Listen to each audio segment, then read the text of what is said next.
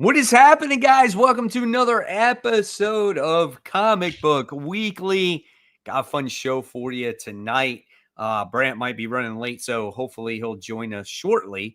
But yes, welcome to the show. And I think it's going to be a fun topic. Like I said, it's going to be like, what if you were editor-in-chief? What would you do to fix Marvel Comics? So it's always fun when you can put yourself in the editor-in-chief's chair and be like, you guys are going to do this, so it's kind of cool. There's not that much news to really discuss. Once again, it's always that time of year where there's just really nothing, They're getting ready for Comic-Con. Yeah, exactly. So we'll start it off with that. Kat, if you want to start off with the news. I did not get a chance to watch the trailer of season 2 of Peacemaker. So what'd you think of it? I really liked it. I really love the first season of Peacemaker, and that was kind of a random show I watched because I saw the Suicide Squad and I'm like, all right, let me check it out. And I really loved the show. Didn't know I would. And then the second season looks like it's just the right amount of fun as that first season. Hopefully the wait was worth it because it's been like 2 or 3 years since the last season. But yeah, no, I enjoyed the trailer. There's some like really fun humor in it. I'm just excited for it to return. I think it comes back in August. No, your backdrop doesn't fit your head. So we're waiting for Brant. We'll change it if Brant doesn't come on in a few minutes, but that it should fit us when Brant comes on. Yeah, so exactly. He said he was setting up. But no, I has it been like 2-3 years already since that season's come out? Yeah, because he's been working on obviously Superman and everything. Let me see when the last time it came out. Peacemaker season 1, say release date. But I think 2022 it came out. It's been like 3 years. Man, that's January. Crazy. That's crazy. Jeez. Insane. I recommend it if you haven't seen. I know you haven't seen the show, but I genuinely think you would really like it. I'm like so far behind on shows. It's one of those things where it's like probably Peacemaker I can get away with watching on my own, but like it's only me and my episodes. son usually watch the shows together, and it's just a matter of us being at the same time to watch the shows together. That's why I'm behind on Invincible and Daredevil and all this other stuff also, No, I get it. Like when you have shows with other people, it's always harder to get it. Like my family and I, we have White Lotus that we watch, and season 3 we've not watched because it's hard to get together, and then Only Murders in the Buildings or other like family show, and it's just hard to get everyone. It's funny, on one of my shows I watched with Phil, when every single time we finished a convention, we'd watch Dairy Girls, and we always have this joke of like, well, anytime we finish a convention, we're always so tired, so we don't watch anything. So it took us like 3 years to finish that show because it just, again, to find the time to do it all. Yeah. Have you seen the teaser for Spider-Man War? I have. We had it on the list, but I don't think any of us really had that much to say. It's not revealing that much. I didn't even know. I didn't even see it. So what is it? Just him on the building or something? Yeah, it's just him looking like Spider-Man Noir. It's like a super close up. There's not much to it besides like a black and white image. I mean, it looked cool, but there's not much to say about it. Right. Tevia asks, have you seen Andor? I have personally not seen any of the Star Wars shows. I have not seen it. I haven't even watched season 1 of Andor, and I heard it's actually really good. I heard it was like the best Star Wars show, and I heard that's got like the best special effects, like in all that type of other stuff. So yeah, I heard it was good. So I don't know. Again, I might check it out eventually. Yeah, all those shows, it's hard, man. I feel you on that. I used to obviously love television. I still like TV. It's just hard to find the time when you're reading all the comics and doing everything else with life. The only thing I find myself time with is like Top Chef. I like stuff like that. Hell's Kitchen. So I'll watch something more brainless. I mean, so like most of the TV I watch is with my wife, and my wife doesn't want to watch Star Wars or that stuff. She's not even that into like real shows either. Like she'll watch a few TV. Of them, but she likes same like you, like the brainless TVs, like reality shows. After a long day, that's all you kind of want. Right. That's what she watches, and I'll just watch it with her. Like we watch Amazing Race, we watch like Big Brother, we watch like I'll watch the Kardashians with her. I've watched all kinds of stuff. I've watched what the heck is that called? The Murder Traders. Show. Oh, Traders, right? Traders, yeah, Yeah, Traders. I've watched I heard Traders. many good things about that. That's one on my list I really want to Yeah, watch because that it's a seemed like the really mindlessness I want. it's a really good show. Like I've watched that. So we watch that type of TV, you know. Yeah, because again, after a long day, that's kind of all you want sometimes. It's hard, especially because we read comics. Like that's kind of our entertainment in that regard. Like after I'm reading all Right. my comics, I'm writing comics, I don't really want to watch drama unless I'm like, honestly, sometimes I'll watch it like while I'm working. That's the only time I could really catch myself. Like I'll watch Abbott Elementary or something like that while I'm working and be like, okay, like when I'm like doing something a little bit more mindless. So, I do watch Squid Games. I Squid did watch Games. Squid Games. I've watched. That's a good I've one. watched Breaking Bad. I've watched, I've watched obviously my fair share. Like I've watched all the original Daredevil stuff. I watched the Walking Dead stuff. I mean, like I said, I've watched the first 2 seasons, I think, of Invincible. It's just like I said, my son likes to watch that stuff, and it's us coming together to actually find time to watch it.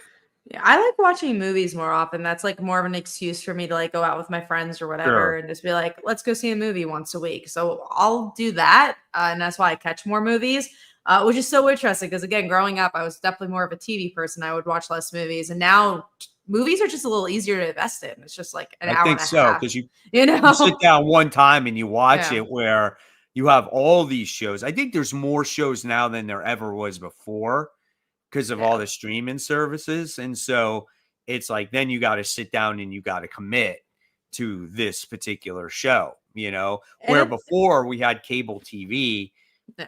and it was just like there was that downtime. Like you had fall and then you had a break and then you had, the rest of this, like the spring before you had another break again.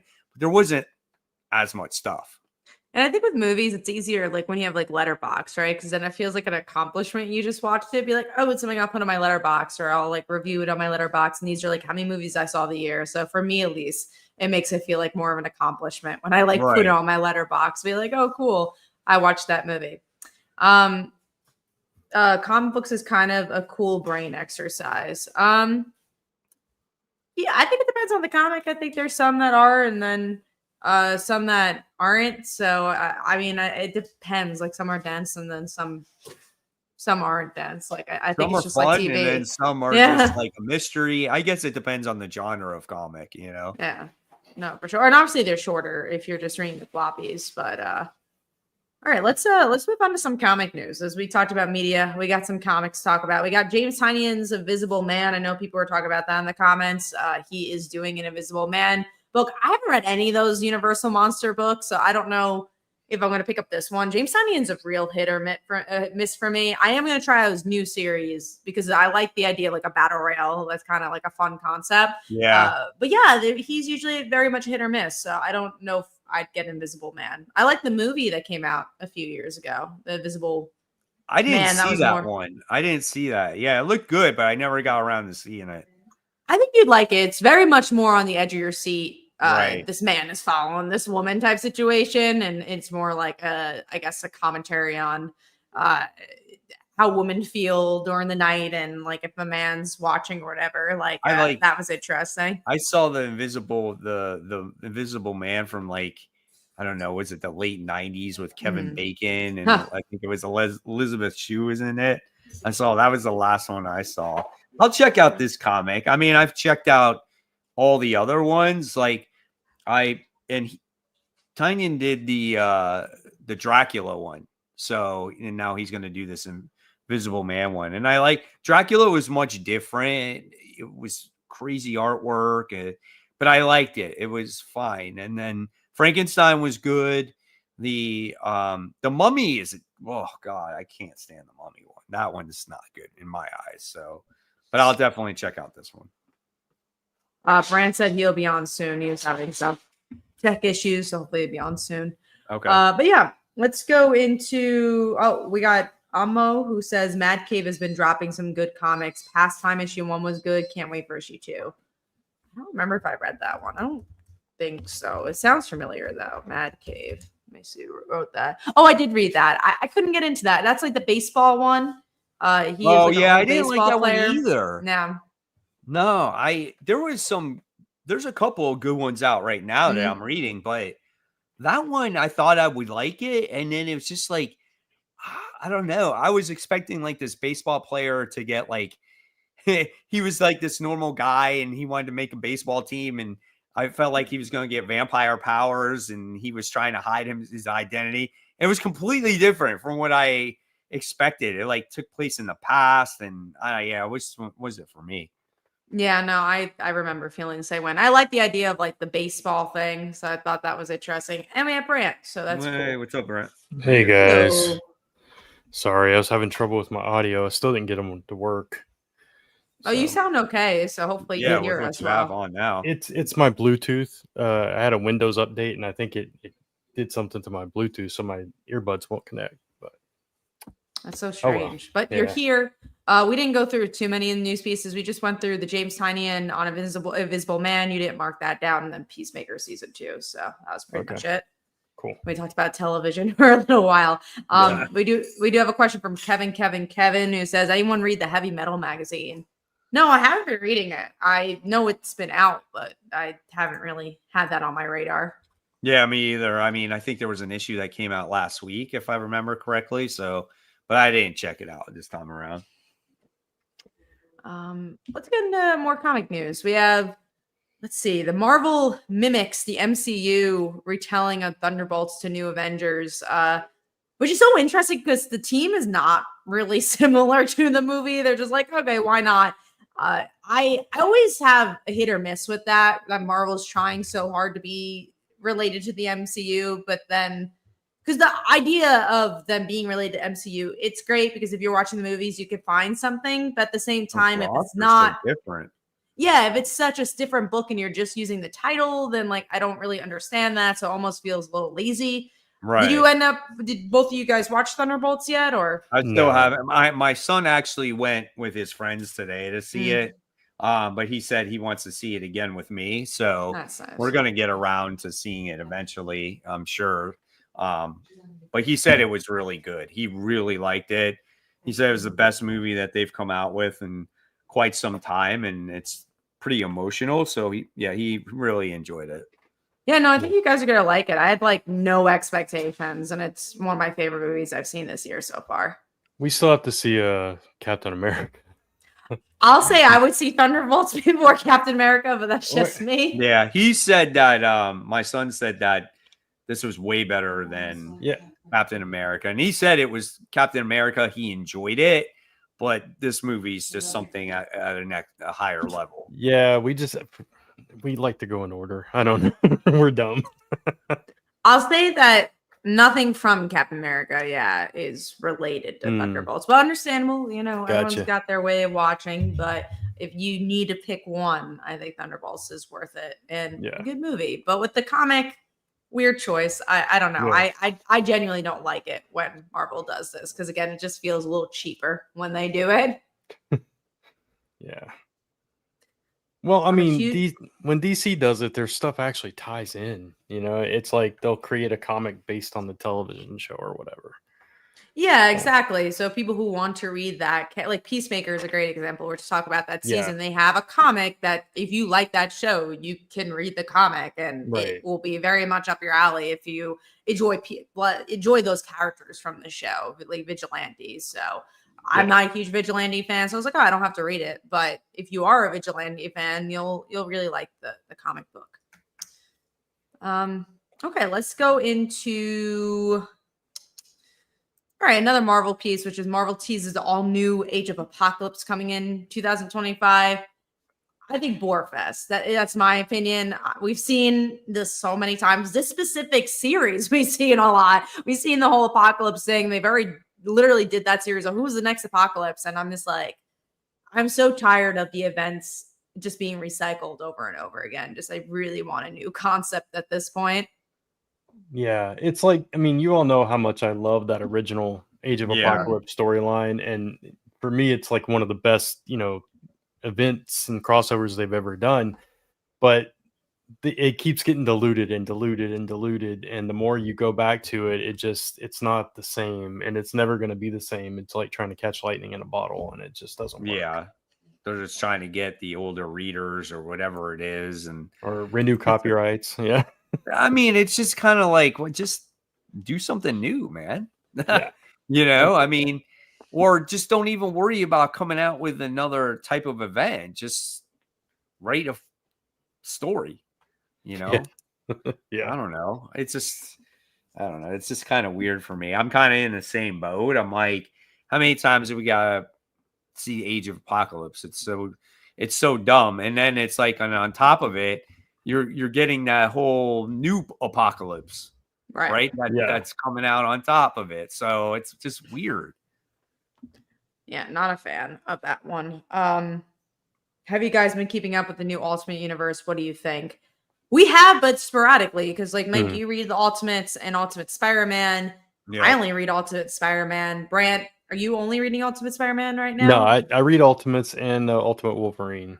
Okay, and Ultimate Wolverine, I read too. Wolverine too. So we read 3 of them. Ultimate Black Panther, neither any of us read. No. Ultimate X-Men, we don't read. So it feels, it's so interesting because it just feels so uncohesive, the universe, where it's like, it's an alternate universe, kind of, because the other Ultimate Universe titles, like, they did feel different, like Ultimate X-Men or the Avengers, but they all felt like they were part of the same universe. Here, that doesn't feel like that. And Absolute, and we'll talk about it more, Absolute all does feel like different stories, but there is that cohesiveness of when it launched. So we know that Darkseid is kind of behind some stuff, and they keep teasing what the connective tissue is.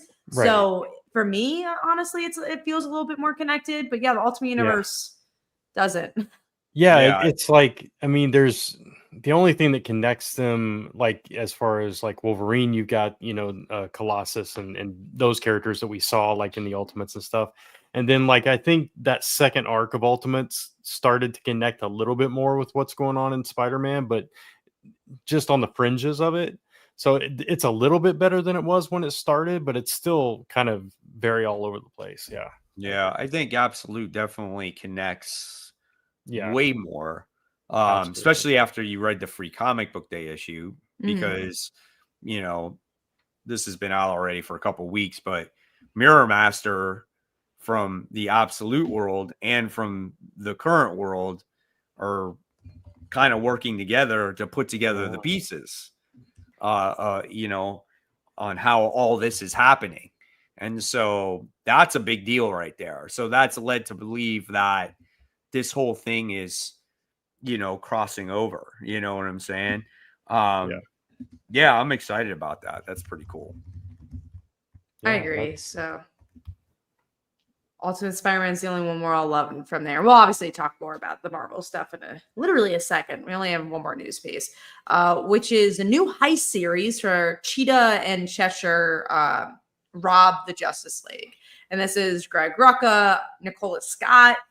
This is what we're kind of talking about, in my opinion, for like what DC is kind of doing better. Like, this is such an odd concept that you could tell that the creative team just pitched, and they're like, I want to tell this story, and it just feels purposeful and different and new. And you have a superb creative team with Greg Rucka and Nicola Scott, which they've worked on Black Magic together, so they're already a creative team that have worked together and put out some great stuff. So I'm excited for this. Like, I didn't know I wanted these two characters together, but why the hell not? It's a really fun concept.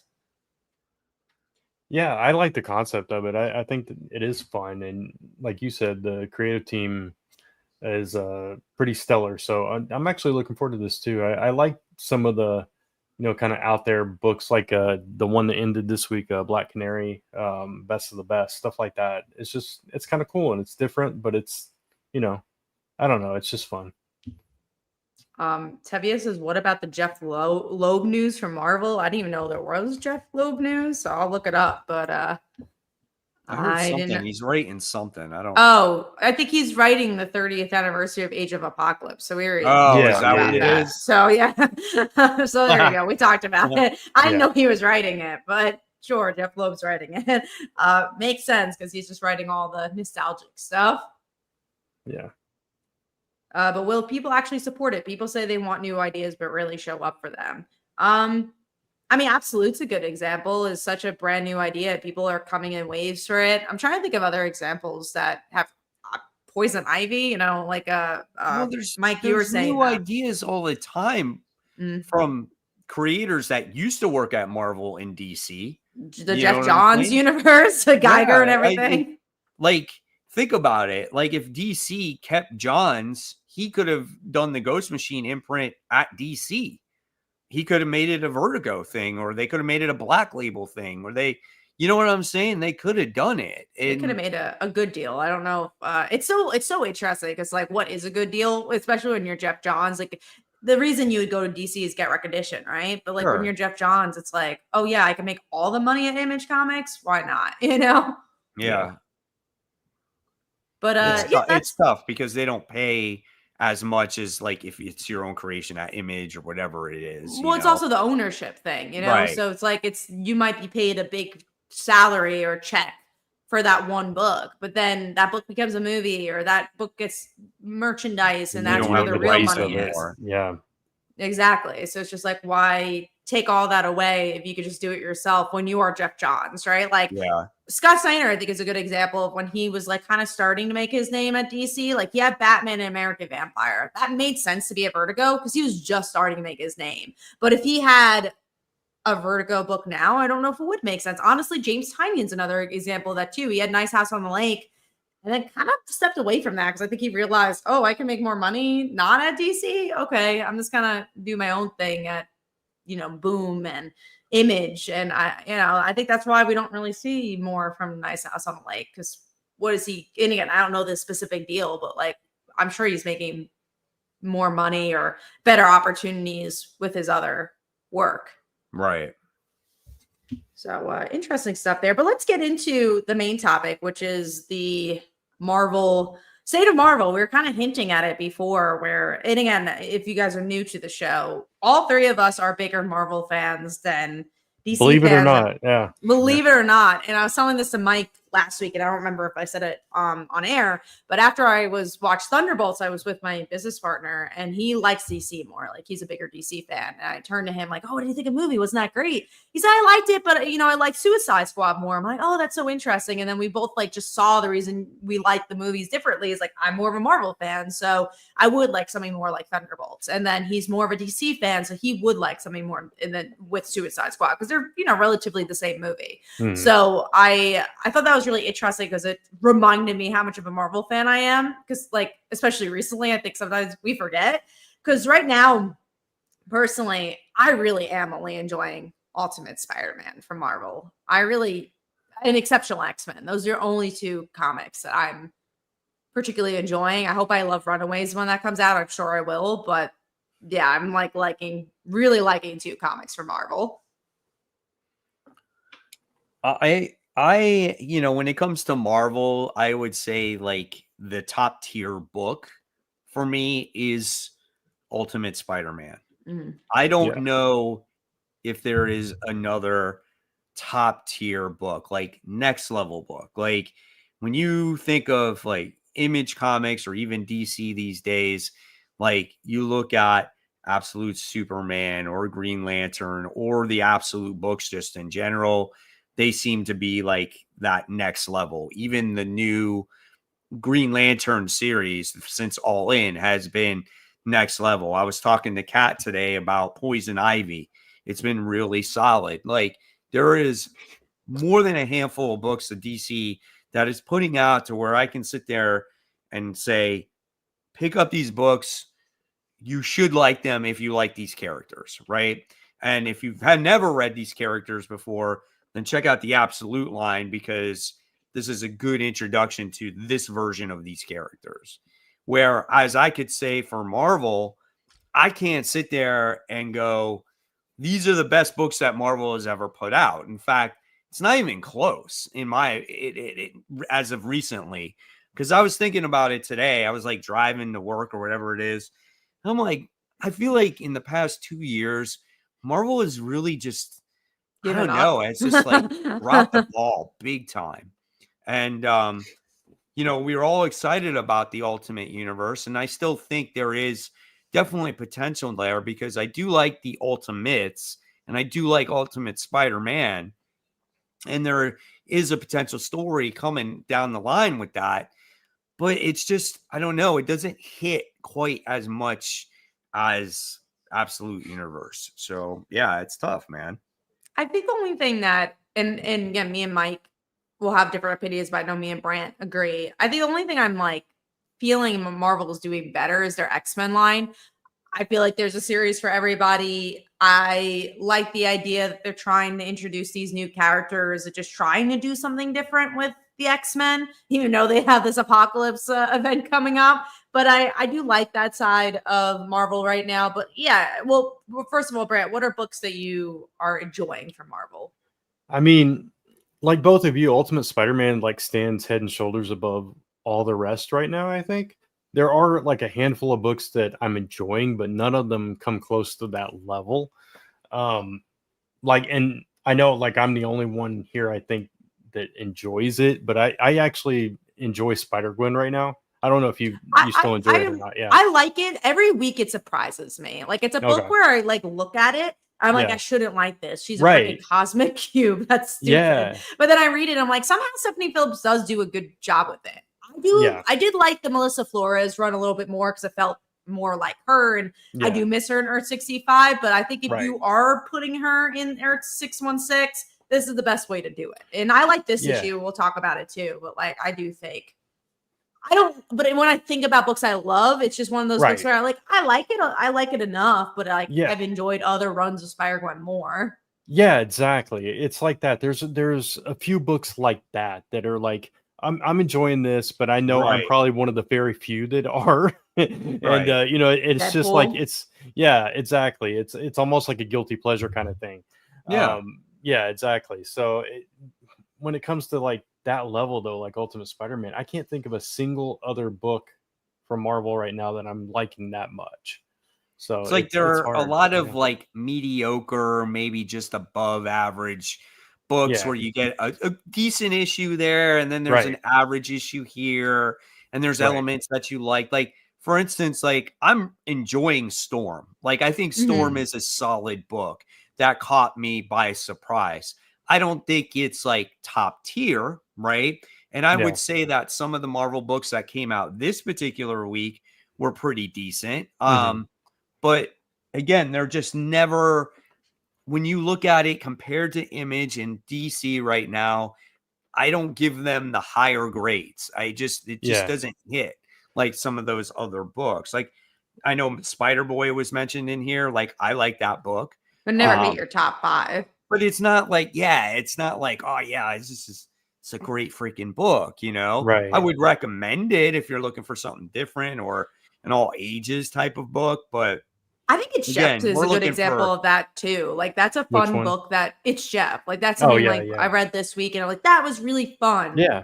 But it didn't hit my top 5 because I'm like, it's just a fun all ages book. It's fun. And I do think it's actually some of the best books that Marvel's putting out, but it's just Jeff being cute in the Marvel universe. Like, that's great if you have other not better, like, because I think Jeff's a great palate cleanser. Books like that need to exist, but you have to have the other books that are in the need of the palate cleanser to go along with it. And I don't think that's there at Marvel. And, how do we fix it? I think, again, the best example is the news that came out with the Greg Rucka and Nicola Scott. Get creative teams that want to tell a story and let them tell that specific story. I think Predator vs. Spider-Man, someone brought that up, is a great example of a story that you could just tell he wanted to tell that story. So why the hell not? And it's just like, just tell stories that the creative teams want to tell and hire great creative teams and pay them good money to do it. And again, guess what? If those books are great and original, you can make movies about them later, make more money, like there's a view. I mean, when you read Spider-Man versus Predator, I closed that book and I'm like, freaking finally, there is something good that is like, it is an Elseworld book, but it's not like it's not from the Ultimate Universe, right? It's just like finally we pushed the envelope. We wrote the character the way he should be written. And this is an exciting book that it's like you close it and you're like, that was freaking fantastic. And I forgot about that book because we only got one issue of it so far. It's hard to rate it too because it's one issue, right? Issue 2 could fall completely apart, which I'm sure it won't because of just the way it was told. But like, you just don't know where the next issue is gonna go. Right. Someone brought up, and I think this is a good comment. I feel like Marvel, and this is Dunk Pacino. I feel like Marvel's lacking a strong macro narrative to push stuff forward. DC has that with All In and Darkseid. X-Men used to have that. Now it's none in the 616 universe. And I 100% agree. We keep talking about Elseworld books because it's just like, oh, I guess that's pushing the narrative, at least for those universes. I feel like the 616 has been so stagnant. Nothing big has happened in such a long time, even just character-wise. There's just nothing happening. I think the last time we had was the Donny Cates Venom, the Al Ewing Immortal Hulks. Like, I want more series like that. Yeah.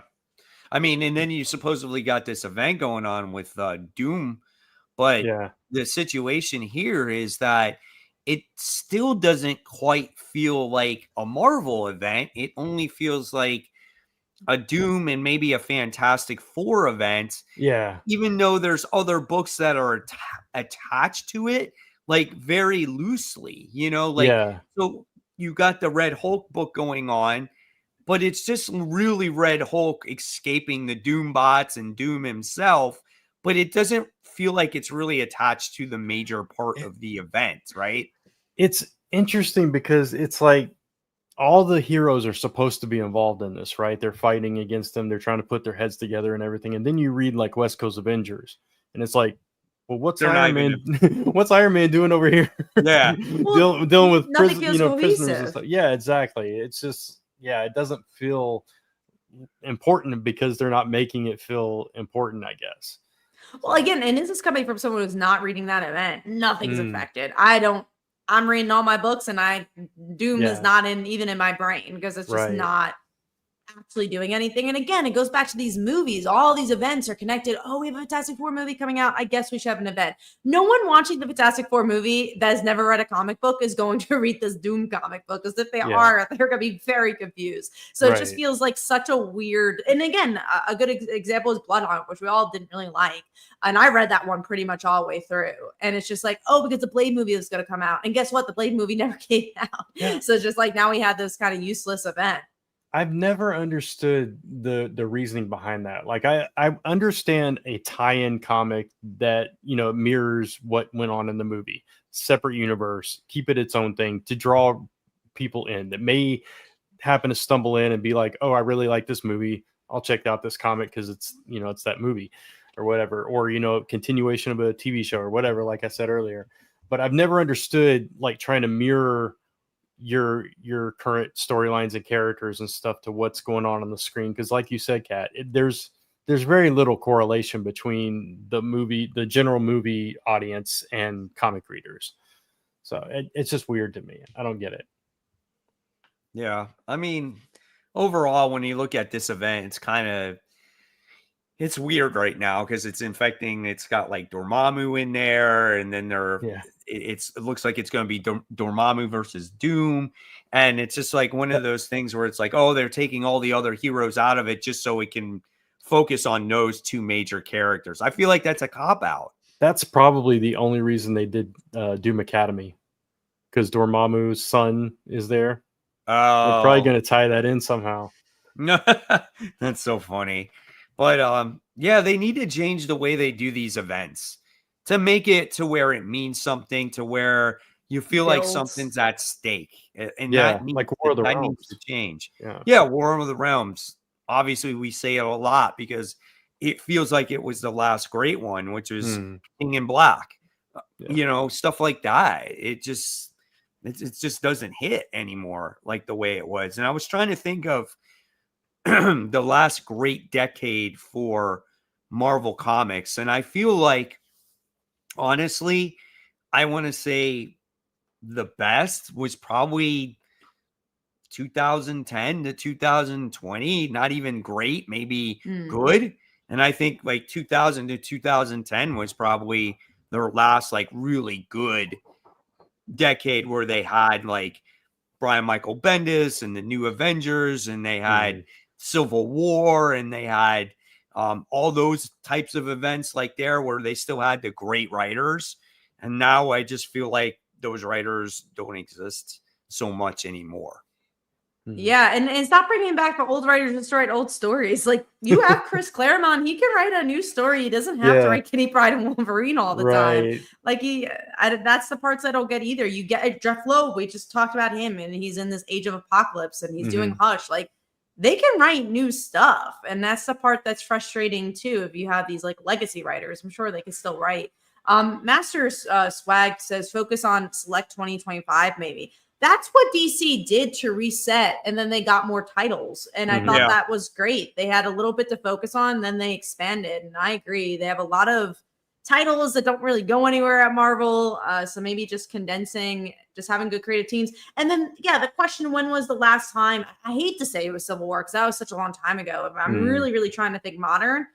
I thought Marvel Now was kind of exciting. I know it didn't like leave in a great place. It didn't hit though. Right. No, it's hidden. I'm really trying to figure out modern. What was the last time? King in Black, people were saying what we were saying, but that was one event. That's an event, right? Yeah, it didn't continue after that or before it. Yeah, it's hard. I really think before Marvel Now, that was the last time that Marvel was good. As soon as they made Marvel Now, that's when things started changing. I mean, think about it. We made jokes about it all the time. Marvel Now, all new Marvel Now, all new this, and the other. It was a crazy time. It was exciting because you had all these new number ones and these new concepts. Teams were shaken up and all that kind of stuff, but it didn't go anywhere. It just fell flat. They did it because DC did it. DC did the New 52, and then after the New 52 came out, that's when Marvel was like, we got to compete, because I felt like they were being tested there for a bit, and they're like, well, we're going to make Marvel Now. And that was the start of it right there. Yeah, I think that was tough. I think, because I'm also trying to think when, especially and again, DC has not been perfect. This is the first time in a very long time they've been like settled. But, and that's because Scott Snyder pretty much took over the creative aspects of DC. Is like, I'm going to kind of steer the ship, and I know DC, I am a creator, let me do it. And I think that really helped DC. I think it's hard for Marvel because there's times where I liked pieces of Marvel, but not Marvel as a whole. Because you could tell, like, honestly, the last time I liked the X-Men, besides this Gail Simone run, and I hate to say, because I think while we were reading it, we didn't love it, was probably Bendis's X-Men. Like, I felt like they were at least doing stuff. Like, weirdly to say that, I think Bendis's X-Men was the last good X-Men. And then Spider-Man, it's been a while. But Nick Spencer, someone mentioned Nick Spencer. Like, those first 15 issues of Nick Spencer was wonderful. We loved that. So it's hard. And then, like, I love the original Spider-Gwen stuff. That was like, oh my God. And then when I had Rainbow on Runaways, that was the best. So there's pieces of Marvel I really enjoyed. So it's hard to say when was Marvel as a whole great. Because it's been a really long time. And again, this is the first time DC's been as a whole has been great in like 20 years. Like, this is just the first time it's happened, in my opinion. Because again, there's been pieces, but this is the first time it's been this good. Like, there's like not a book that you could read and say it's like bad. DC finally woke up and said, hey, we really got to make some changes. And they, they got rid of people that weren't really having the right vision, and they went different directions. They were bold with chances they took with their characters and their titles and stuff, and Marvel plays it safe a little bit more. So I don't know. Like you said, Kat, they cut the line. They cut a lot of books that they didn't need, and I think that was number one. And then they focused on, okay, well, what are we going to do different to get people on board? And that's how they decided to do All In and Absolute and focus on the quality and not the quantity. And I think that's starting to win over people now, where Marvel always saturates people with the quantity of books. And you can see it's not doing anything because there's a lot of titles that people are just not enjoying. I mean, like I said, I dropped a ton of books just recently, and probably about 80% of them were Marvel books. And what's so interesting, go back to the newer titles with Marvel, there's like a formula to it. what I love about these absolute titles, you never know what you're gonna get with those first issues. And I'm like Martian Manhunter is really different than Absolute Batman. But with Marvel, if you read, again, I know you guys like West Coast Avengers, but if you read West Coast Avengers issue 1, or probably this new Avengers book, they all start out the same. It's like, here's a little fight. You get 20 characters that are trying to introduce themselves. Here's a bit of a cliffhanger that's not that exciting, but they'll hook you. And that's every single issue 1 of Marvel. And it's just like a roadmap at this point where it's like, that's not exciting, It's not going to hook me anymore. Yeah. No, I agree with you. And like West Coast Avengers, it's like I like it. I don't love it.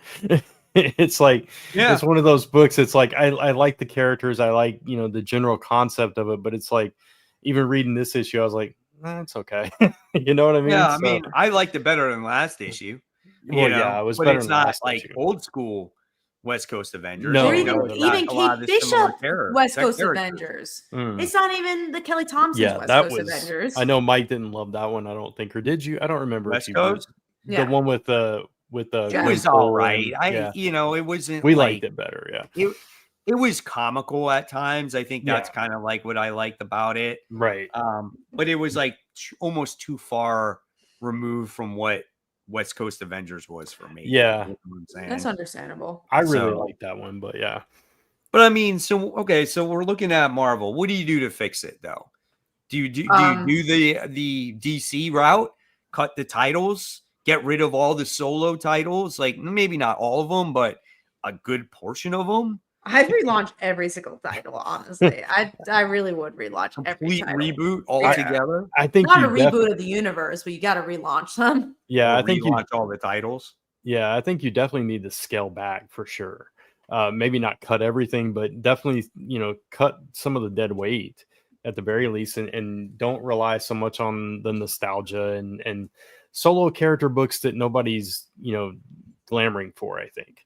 Now, I'm all for, like we talked about, throughout the show so far. I'm all for, like, if a creator has a great idea and they really want to tell the story with this character, go for it. But sometimes it feels like they just throw it out there because a character was popular, for a minute, and they're like, okay, we got to capitalize on that, right? And then it's just kind of a throwaway story, and that happens a lot, I think. So. We have Meyer who says they can learn a lot from manga, get their manga out weekly. They need to focus in like 1 or 2 titles. So yeah, I think they're pretty much saying condense as well, because that's like what manga does. I just think they need to recognize it's also like you do the same thing over and over again. It's just insanity, right? And I don't think they're recognizing the problems. So I think they need to first admit, hey, we've made some issues. Because guess what? DC kind of did. DC is like, we did a lot of stuff wrong. Let's fix it now. Because if you keep doing the same thing and be like, I'm right. This is what's right. Again, it goes back to the craziness of the editorial of Spider-Man right now. Just being like, oh my God, everything's perfect. This is great. And we're going to keep to this thing that is obviously not working for you. Like it's crazy. And it's just like, you got to admit at a certain point, maybe you were wrong, Yeah. It's like this comment.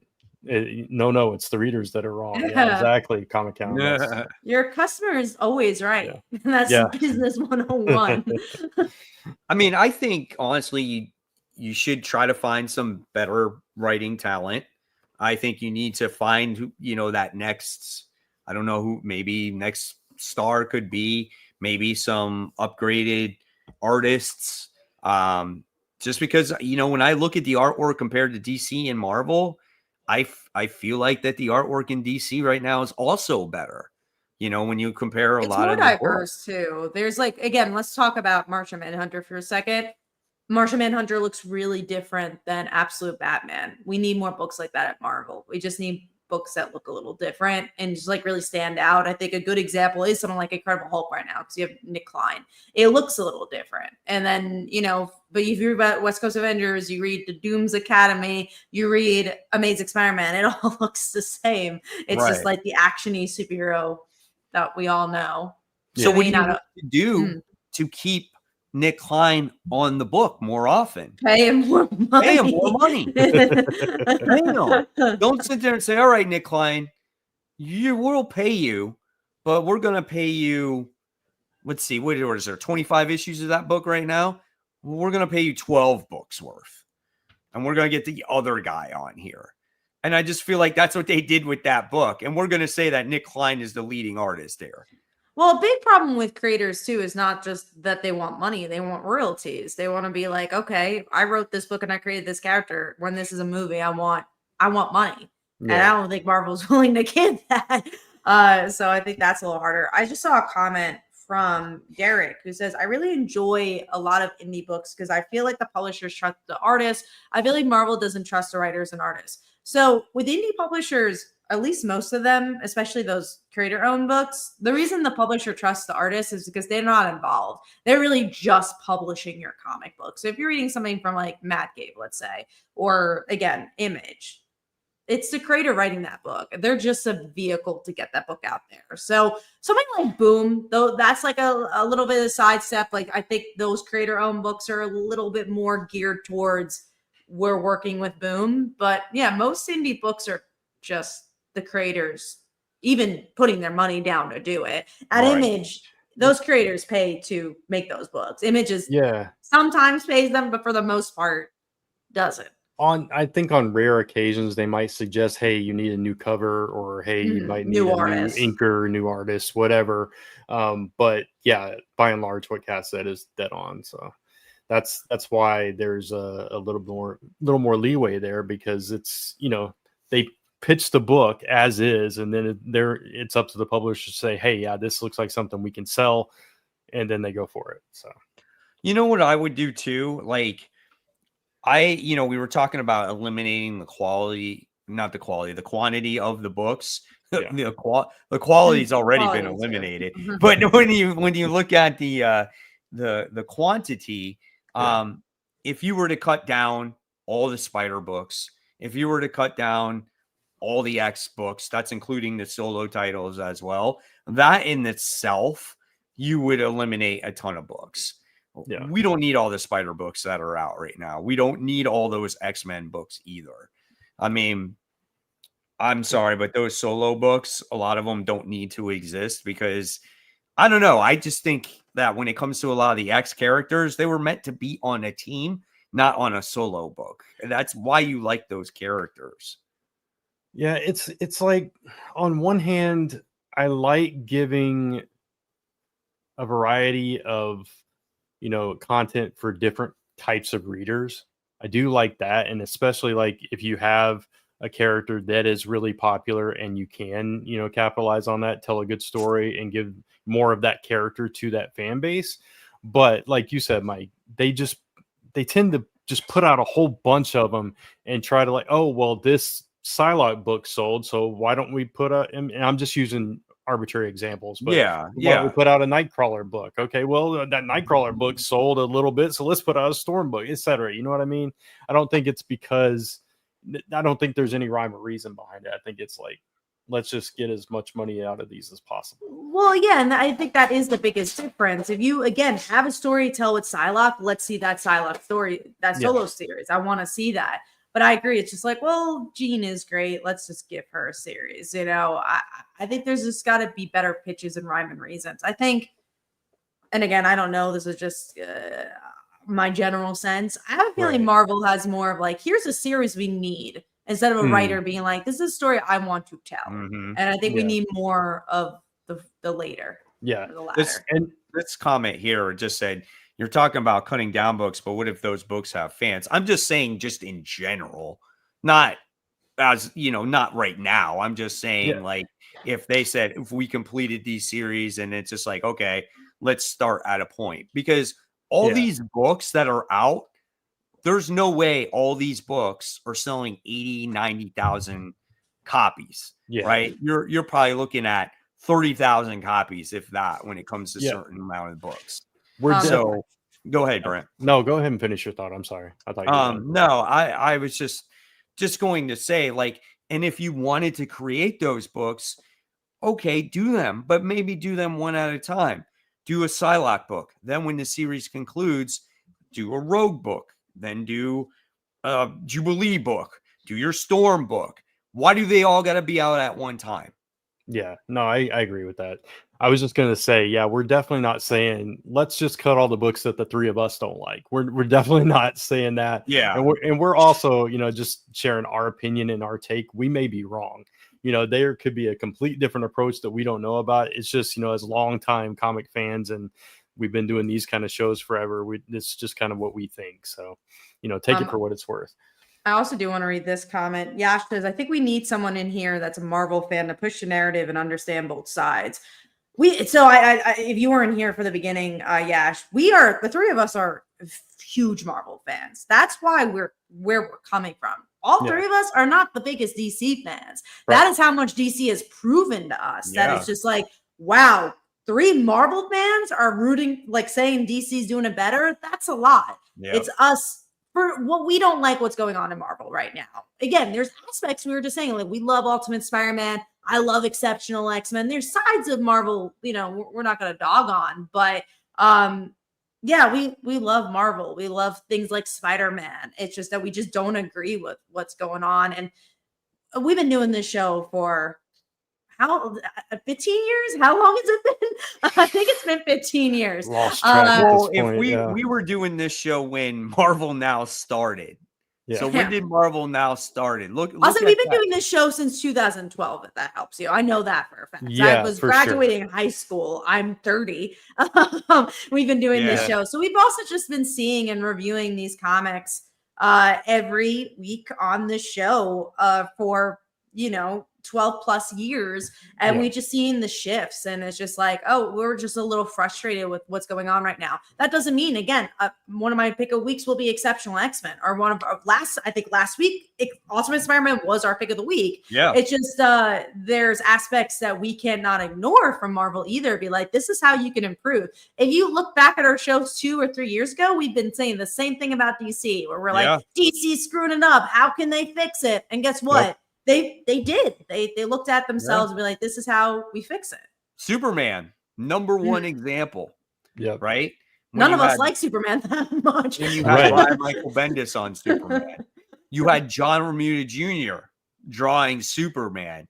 That art was so bad that he wouldn't, and when Batman was in that book, he wouldn't even draw Batman with a cape. That's true. I remember that. I'm like, how do you not draw Batman with a cape? Right? So we dogged on DC, and we said the same thing. We were like, we like DC, and we hope that DC will get better. It took a long time, but they're finally at the point where they're not just better, they're knocking it out of the park right now. Yeah, absolutely. I agree. But again, it's not us dogging. I saw someone earlier, I don't know if it was but there's someone else who said, I love the Amazing Spider-Man right now. And I would never dog on that. If you love the Amazing Spider-Man right now, like I'm super happy for you, because that means you're liking comics.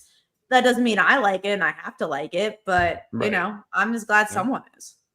And listen, when it comes to Amazing Spider-Man, like there's definitely elements of Nick Spencer's run that I liked, but going back and thinking about it now, I like Dan Slott's run way better, because he was on the book for 10 years. And so when he did Superior Spider-Man, and then he went into Amazing Spider-Man, there was a lot of things that, did I disagree on? Sure.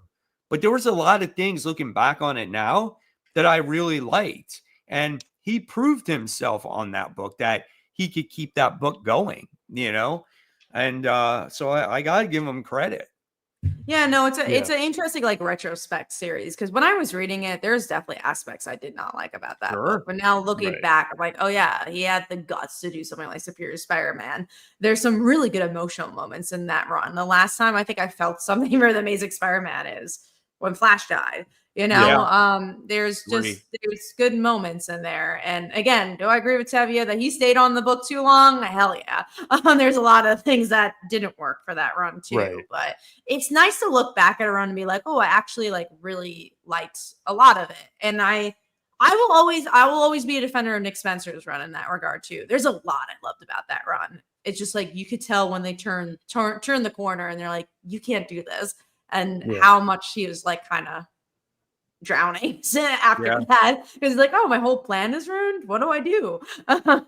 And I just think also there's a lot of characters there that Marvel doesn't know, or maybe Marvel or the writers that get these jobs, they don't know what to do quite with these characters. Like, it's almost they don't know how to write the character.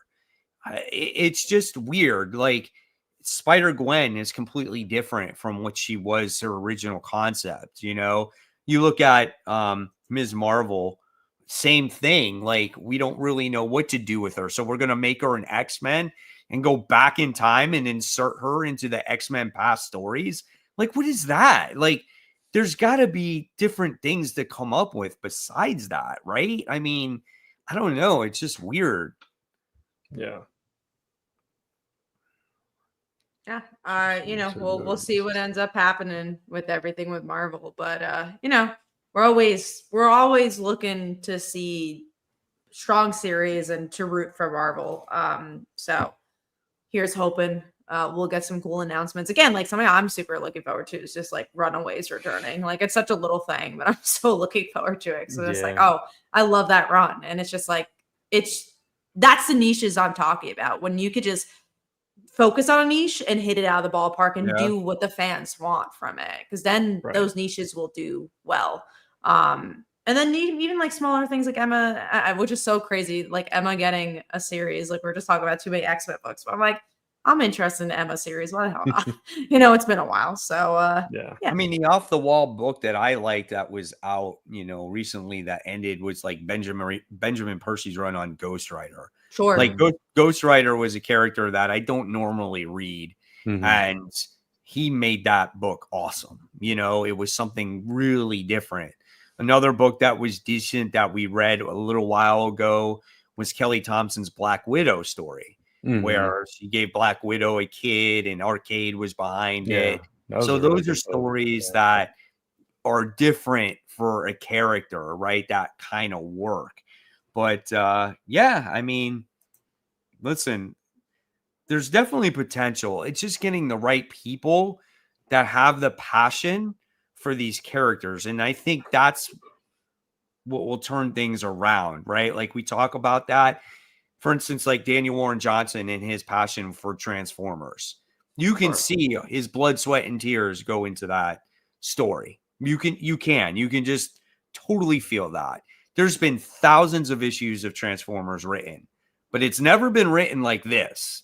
And it sets it apart from those other series, right? Yeah. So that's what you need when it comes to your Spider-Man, your X-Men, you know, those top tier books, Avengers. Like, you need that passion to go in there. So who's it going to be? Who's going to make the difference? Who's going to change it? Who's going to be the next Jeremy Adams? That's basically what happened at, you know, DC. At least you got Jeremy Adams coming in here. He's changing the game, you know, for them. So what's it going to be? They got to find somebody to make a difference for them. No, I totally agree. Or again, find people that are at least passionate about that certain topic. I think, again, Rainbow's a really good example of that. Where is she gonna write the Avengers? Probably not, but she fucking loves She-Hulk and she loves Runaways, and she wrote really fun versions of that. Even, you know, Mike, you with She-Hulk, you're like, I don't know if I like it that much. And by the end, you're like, I kind of had fun with it. It was a fun soap opera, you know? But it's like, I had a good time with it. Because she loved that character, and you could tell. Yeah. It just was. I was like, it's like one of those books that I didn't like, but I found myself reading the soap opera aspect of it. And it really was a guilty pleasure. It was just like one of those things where you stay away from the drama, but you almost got to know what's going on, you know? Yeah. And again, she did a great job with Runaways. Meyer brings up a really good point. G. Willow Wilson on Black Cat, like that could be a pretty nice game changer. I just like want to like runs at this point. It's just like, give me a cool G. Willow Wilson Black Cat run. I think she could do such a good job with that. I think so too. She has not done much wrong. So that's why after reading Poison Ivy for me and getting her to make me read Poison Ivy, and then to sit there and say, okay, now she's going to write Black Cat. I'll sign me up for that all day. Yeah, I agree. All right. So that's, I guess we'll wrap that discussion up. And if you guys want to continue to put your comments down on what you would do to, fix Marvel, well, we would love to hear that. But we do have a time frame, and we got to move on to these comic books here. So let's move on to our big books of the week.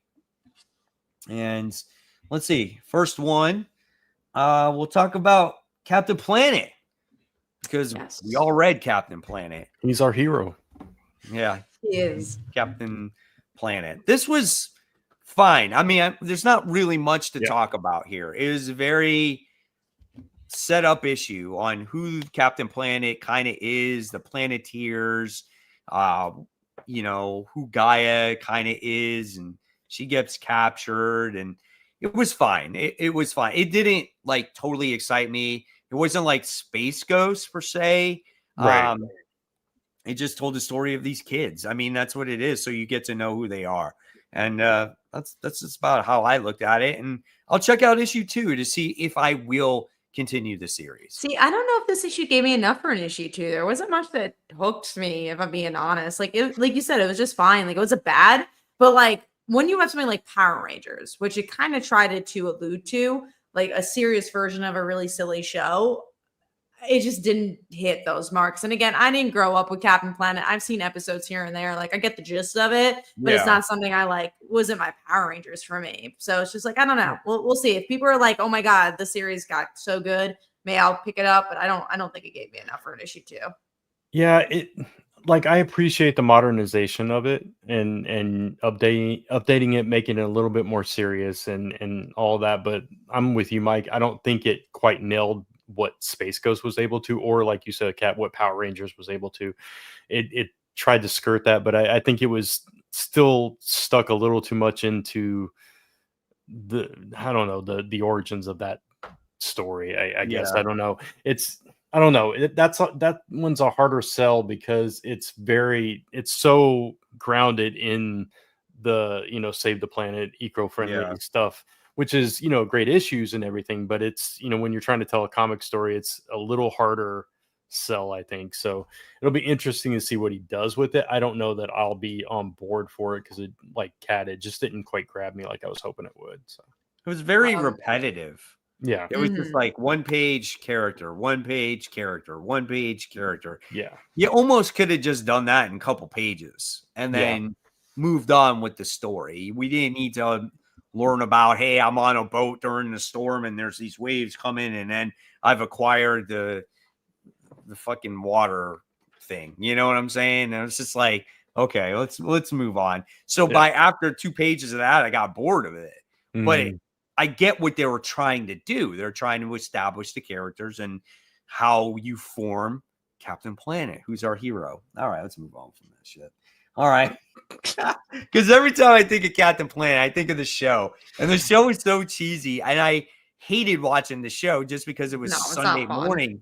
Yeah. It was Sunday morning cartoon. And Sunday morning cartoons were not the good ones. Right. I think that's why I didn't really watch more of it, because I was just like, oh, it's not that fun. Yeah, it was cheesy back in the day. It really was. Absolute Superman issue 7. We get the story of Brainiac in here. That was weird. It was weird, but you know what? I like it. I don't know what it is about Superman or Absolute. I just really enjoy it. I don't know, man. It's just I think what they're doing is they're giving you a little bit about each and every character, so you kind of get a better grasp on them. And now I think we've touched on everybody at this point. So now I think we're gonna probably move forward with the story here. That's my prediction. I want to get back to the story because I do think this was like one issue too much. And you guys don't watch Harley Quinn, but the season of Harley, they have like a comedic version of Brainiac, but they have a really good episode where it talks about his family and his loss. And obviously it's a very Harley Quinn way, but it gave me another perspective of Brainiac, which this issue kind of does the same thing, but I'm like, Harley Quinn kind of did it better. So I was reading it. I was like, oh, I kind of like Harley Quinn's version more, the television show. So I'm excited to go back to the other stuff. This wasn't a particular issue for me, but I'm also not a huge Brainiac fan either. Yeah, this it was just weird, right? Like I like that it's a completely different kind of Brainiac here, and that there's still these other Brainiacs that don't really know who this idiot is and think he's like who called this meeting, that kind of stuff. I thought that was kind of hilarious, but he's probably the most violent of them all. So I mean, and he's twisted because he's like done brain surgery on himself over and over again. So I think it's interesting, but I agree with you. I definitely want to get back to the core story, and I think we're going to get that with next issue, but we'll see. Yeah, and he comes from like a long line of Brainiacs. Like he's like billions, he's billions down the line, and then he winds up killing like Brainiac 1. Yeah. So I don't know, man. Pretty crazy stuff. So we'll see what happens. Yeah. Star Wars issue 1. I was watching your firsts today, your Friday first, Brent, and you talked about this book. Yeah. And you liked it. I'm like, I hate this book. I knew you would hate it. I don't know why I knew that, but I did. You know why I hate this? Why? Phil Noto artwork. Oh, you didn't like the artwork? I actually liked it. Not like his artwork. Gotcha. I said this. I think he gets the facial expressions right. Yeah. But I said this when he did the Marauders at the end of the series when it ended. And I'm like, I cannot stand this man's artwork. And I said this in my show too. I'm like, no disrespect to the man. He's probably a great guy, but I can't. His artwork just seems too like two-dimensional. It doesn't pop out of the pages. His characters seem stiff.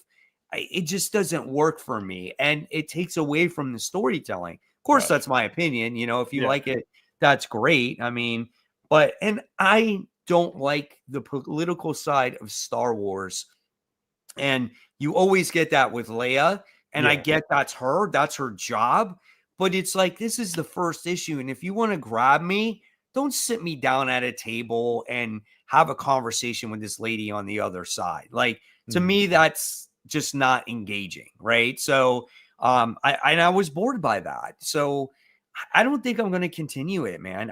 Maybe just because of the artwork itself. Gotcha. No, I mean, I understand that. I remember in Marauders how stiff it got at points. So I totally get that. I didn't get that in this issue, but I could, now that you mention it, I could see that in future issues. So we'll see, but I mean, you won't, but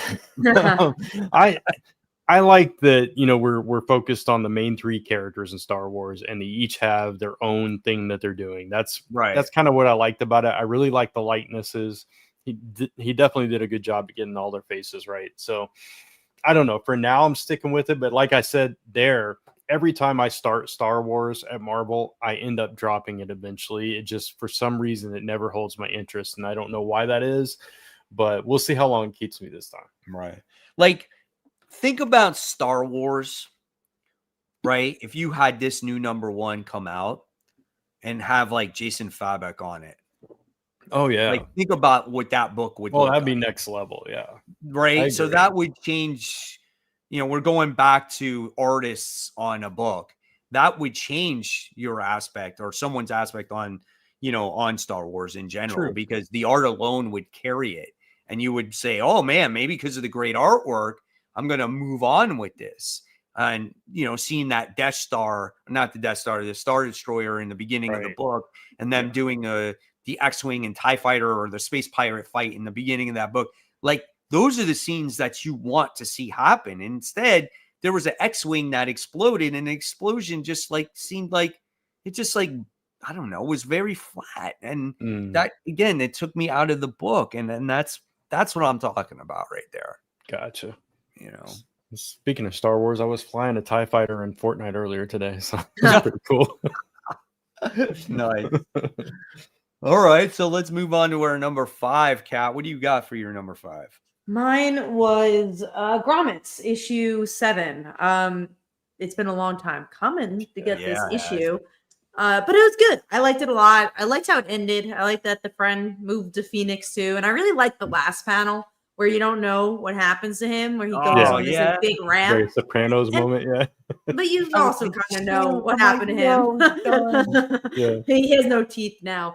Right. But yeah, no, I liked the issue. I thought it was fun, and it was a great series. And I enjoyed what Rick Remender had to say in the end, and talking about like his experiences and why he made the book. And you could tell just how much love went into it from the creative team. And those are the books I enjoy. And again, you guys grew up in this time more than I did at all. So it's like kind of cool to get a peek at a time I didn't live in. And then for you guys, it's nostalgia.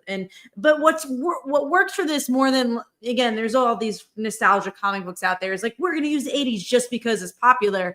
This feels like it's using the 80s or the 90s because it has something to say. It's like, I have a story to tell, not just the nostalgia aspect. Right. Yeah. I think I don't think you even had to, like, obviously, you weren't around in the 80s, right? But I think no matter when you grew up, this was a book where it could take you back to high school, and you remember those days early on in your life, hanging out with your friends, your childhood friends, maybe that first love, that first kiss that this book shared. So it is relatable in that way. The only difference is obviously it took place in the 80s. And I absolutely adored this book, because same thing, like I just said, it took me back to that time of, when I was hanging out with my friends. And you do get those people that move away and you might not see them ever again. And I remember my first kiss and how, you'll never forget that. Those things, like, you feel that in the book. And again, this is just for me, a next level book. And you can feel the passion that Rick Remender had in this comic book when he wrote it. So just really enjoyable. I had so much fun with this book. Yeah, it's like you said, everything's relatable. There's still like clicks and you finding your place and feeling like an outcast. All that kind of stuff still exists, no matter what era it's in, right? So all very relatable stuff. So this was just, yeah, it was a great way to cap off this issue. I love that like you said, they just happen to be moving to the same place. It worked out perfectly. It is a comic, and the way it ended with them going down the ramp and all that stuff, it's fun, right? So you knew they weren't gonna like get the best of the bullies and all that stuff. So it mirrored what would probably happen in real life, which is exactly what it was supposed to do. And so I'm glad this book existed. We need more books like that. They're few and far between this kind. So and just really a slice of life book in general. I want to see more of those type of comics. Right. Brant, what was your number 5? What is my number 5? Actually, Amazing Spider-Man. I don't love it, but I do like it a lot better than what we had been getting. I've been enjoying this story so far. I don't remember what the particulars of the issue were, though. Exactly. It was the very first book I read, I think. The whole situation was he came across the Itsy Bitsy character. Oh, yeah. He talks about the drug. Like, he's just like, I was on drugs. So it makes it very, you don't know what's real and what's fake or whatever it is. He's having these hallucinations of Aunt May and Uncle Ben about this jacket. And there's a lot of like weird stuff going on. And I've said this last time with issue 2. Why start a whole arc with a drug trip? Because again, this whole not knowing what's real, it's such a weird way to start a book, and it's not interesting me as much as I want to. I'm not as hooked. And I understand that, and I completely understand. I mean, I get it. Did this writer write that Spider-Man speed book, or was that somebody else? Okay, that's what I thought. Yeah. And this character is from a book that he wrote too, right? The Deadpool. He did the Deadpool and Spider-Man series, right? Yeah. So I mean,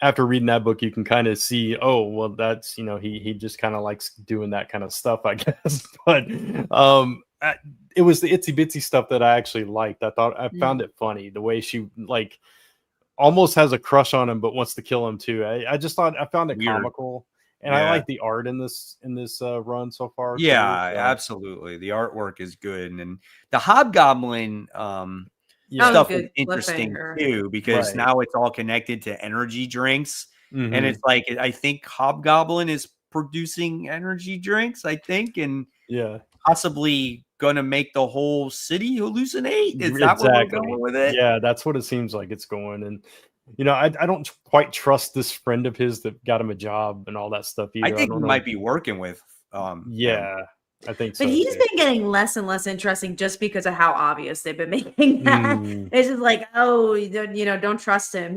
There hasn't been one moment where I feel like he should be a pal. So it's just like I think the on the nose stuff I haven't been enjoying, and all at the same time the things that aren't on the nose, like the drug trips, is weird. So it's just a weird mixture of things. Yeah, for sure. All right, cool. And my number 5 is book we already talked about, Absolute Superman. So, all right, so let's move on. And we talked about Amazing Spider-Man. Let's talk about. Well, we don't have to talk about it because I'm the only one that talks about it. Let's talk about Absolute Green Lantern issue 2. Okay, I was just gonna say I didn't get a chance to read that one. You were no, that's fine. Absolute Green Lantern issue 2. So this continues the story with Hal Jordan, looking like he's becoming this version of the Black Hand, and he's being taken over, and now he can't control the thing. And then we got Abin Sur, who seemed like he's like, I said this in my review, like he's the judge, jury, and the executioner, like deciding like who lives, who dies, who becomes green, and all this other stuff. And Guy Gardner's a freaking cop in this, and he's the sheriff in this town. And then he like gets hurt too. Yeah, like he gets like he's trying badly to be the hurt. voice of reason here. Like, there's a lot that happens in and there's some for an issue violence in this too. book too, man. It's pretty dark. I was like, wow. So yeah, this was a good book. However, there were some other books I did like better. This didn't make my top 5. There was like 8 or 9 books that were really top 5 worthy. And so I was just like, this one's just gonna miss the mark for me, but not because it was bad. It's just because there was other really good books I enjoyed. Gotcha. I really like this one. I was really invested. I love the world they're creating. I thought the cliffhanger was interesting with John. They're really connecting everybody. It's quickly becoming my favorite of the Absolute titles. I just really like it. I like the art a lot too. Kind of it's like this manga style to it that I think really works. But yeah, I like this book a lot. Yeah, Abin Sur looks like something out of Dragon Ball Z. People are saying he looks like Majin Buu. Yeah, like, definitely. Like he's evolved. Right, I could see that for sure. So yeah, it's just interesting the direction they're going with all these characters and everything, and the fact that like where we started with issue 1, it was all mystery, and now in this issue we're kind of rewinding that, and we see that they knew each other had these powers and everything. So it was like totally, I wasn't expecting that. I was expecting them when she walked into the diner and found Hal there. I thought that was like the discovery point, but they already knew all this, and so I thought that was interesting. So it's keeping me on my toes. It's keeping me guessing. And I like the art as well. I like that all these, and I think we talked about this last issue, but I like that all the like core Green Lantern characters are there, and they're in different roles, and they're being affected in different ways. Right. And you mentioned it went really dark. Like somebody lost their hand, and it was just like crazy stuff like that. And it was just, this is definitely becoming one of my favorite Absolute books for sure. So I really enjoyed this one as well. Nice. Okay. Very cool. All right, so let's move on to our number 4. Kat, what was your number 4? Mine was Uncanny Valley, issue 9. This issue is kind of point A to point B issue of the mom and the grandfather trying to find our main character, but I liked the character work. I honestly relate this a lot to Feral from last week, which same writer. It's very similar where it's like, it's the setting's not moving that much, but there's a lot of character work, which I like. And I like everything with the mom, especially. A lot with the mom, yeah, she's trying to like kind of embrace this cartoon stuff. I liked her relationship with her dad. But yeah, really solid issue. Yeah, I agree. I mean, it's a good character work. I like how the mom's taking it to the next level. She's like going to commit to the whole tune thing. She's got that necklace with her, that charm or whatever it is. And it was good to see the interaction between obviously the mom and the father there. So that was kind of cool. And just the different uses of cartoons in the book itself too is very creative, because you got to see like Oliver banging his head against the cell and until he saw birdies, and then he used the bird to go send a message to the mom. It's so creative, man. I really like that. I agree. It's just like, again, someone said Tony Fleeks is underrated. Very much agree. Like, he's another one. Like, anything he touches is just kind of pure gold and is like a Jeremy Adams in that way. Styles says Uncanny Valley book of the year. I wouldn't say it's my number one book, but it's in my top 10. I really like it. It's definitely one of my favorite indie titles. It's suffering from delay issues though. Yeah. That's kind of the problem with it, where you kind of forget what happens. And then you're like, you read it and you're kind of like, okay, I kind of remember now. So this is almost a book where I would, once you have all the issues, like to really enjoy it, just read it again, and then I think you can get the pure enjoyment out of the story. Why is it delayed? It just has to do with everything that's been going on, just with distribution and all that other stuff. Yeah, I'm pretty sure Boom is still kind of connected to the Dynamite stuff. So that's pretty much the reason why. Not Dynamite, Diamond stuff. All right. So, Brant, what was your number 4? My number 4 was The Moon is Following Us. That's mine too. Nice. So, yeah. So we find out the fate of Duncan, right? That's his name, right? The dad. Yeah. Yeah, which, obviously we thought we found out the fate last issue, and he surprises us in this issue, but still doesn't quite make it out. But we finally rescue Penny after 9 issues. We finally got her, only to lose another. But it seems like there's deeper issues there. The last couple of issues have been kind of hinting that there's some kind of big secret that he's been keeping, and I'm wondering if it ties back to this world somehow. So that'll be interesting if we continue to follow that. But yeah, it just seemed like his nightmare was right. Like was it his uncle? Was that what it was, or was something it? I like didn't catch that. Yeah. Well, that was from like 2 issues ago. Yeah. Like when you saw the end of it, right? And it was like, oh yeah, hey, we're gonna hang out tonight or whatever it is. Yeah. You're right. And it seemed like he was this book got dark, but it seemed like he was getting like sexually abused, and that was his worst nightmare. And I feel like that entered into this realm. I had forgotten about that. Yeah, I think you're right. So yeah, it got pretty dark, and like I think it was last issue where he was like being really tight-lipped about it and flashbacks and stuff. Yeah. So yeah, it just continues to be a great, really strong story, and love the strength of the mom. How she just, no matter what, she wasn't gonna, stop. So and this issue also had like, there's the emotional attachment to the book, but then there was just also mixed in with that crazy intense action, them trying to escape to get back to home. That's what they were really trying to go for. But yeah, it's a great book, man. It really is. I really enjoy this book. So they hit number 4 for me. We do have a question from Leonardo. Kat, why don't you guys talk about your comics? I mean, I always plug the Kickstarters and stuff, but I'll say that like on a weekly basis for everyone to talk and review about my comics probably is a little biased. So I don't think we'd use the show for that. But if you ever have questions about the comics, we're always willing to answer them. And I always get an opportunity to plug them too on the show. So there's always at least talk there as well. And I think I mentioned we got a Loud House comic book coming out this month too. So I'm sure we'll do plugs for that towards the end of the month. So I could never see us diving deep and dissecting my comics. I don't know if I would want to be here for that, but it'd be, it's always good to at least shout them out. But thank you for the question.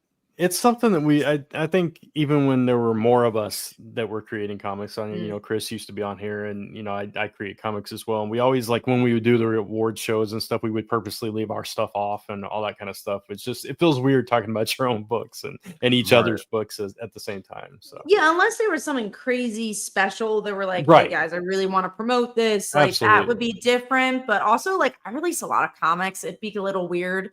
Like every month and every week is like, all right, let's talk about a lot of Pat's books. Yeah. And just it would be a little bit too much. All worthy of talking about, but yeah, yeah, I totally get what you're saying. We do also have a question from Styles. Is there another Beneath the Trees book? Yes, it is coming. Like our aficionado says, in a couple of months. So I'm sure we'll be talking about that when that comes out. They had the free comic book day issue come out where it previewed that book, and it was like 6 or 7 pages of that first issue. So pretty cool. All right, so now let's move on. Let's talked about Grommets. We'll talk about Black Canary, Best of the Best. This was the conclusion of the series, and I know you and Brant actually read it, Kat. So what'd you guys think of the conclusion? I really liked it. Tom King sticks the landing on this one. He is much better with miniseries, and I just feel like he understood his theme, because it was just this 4 or 6 issues, whatever it was, and the theme was about her relationship with her mom, and it was a tough relationship because honestly, she didn't have the most normal childhood. And I don't even know if the story is supposed to let you know that the mom was great. It kind of pushed her to places that she didn't want to be, but she'd do anything to save her mom, all intercutted with this really interesting fight with Lady Shiva. I like that it was just very focused, and I think it ended on a good note. Yeah, it was interesting because you never knew up until the end which way she was going to go with it. And I felt like the way that it ended, and I won't spoil it for anybody that's reading it, but the way that it ended felt right. It felt very poetic, which is very Tom King, but in a very good way. It seemed like the right call, and it seemed like it was a nice, meaningful, emotionally, infused ending that hit all the notes for her character. Told this beautiful story between her and her mom that was contentious yet still full of love and respect and all of that stuff, and all the while getting this amazing full of action fight, knock down, drag out, bloody fight between her and Shiva to prove who's the best of the best. So yeah, just a really surprisingly, just really good story that took me by surprise, what I was trying to say. I agree. Awesome. Okay. And then let's see, where are we at here? We're talking about all new Venom.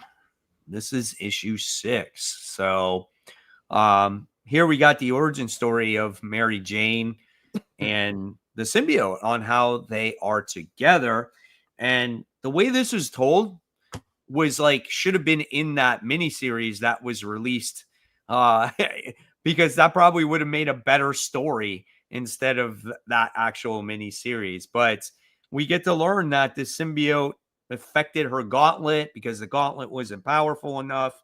And then what happened is that Venom was dying and the symbiote was searching for the pieces of symbiote was searching for Venom. And then we wind up finding out that the thing kept on spinning over and over and over and over again. And eventually it was going to hit those 3 skulls and she was going to die. So they wind up working together, and that's how they become a symbiotic relationship now. And the funny thing about this is that they have to constantly keep touching each other in order to to stay connected. And Paul's sitting there going, so why are you guys sitting like that? And then it gives the whole relationship, and Venom is just like this. It's just so funny, dude. I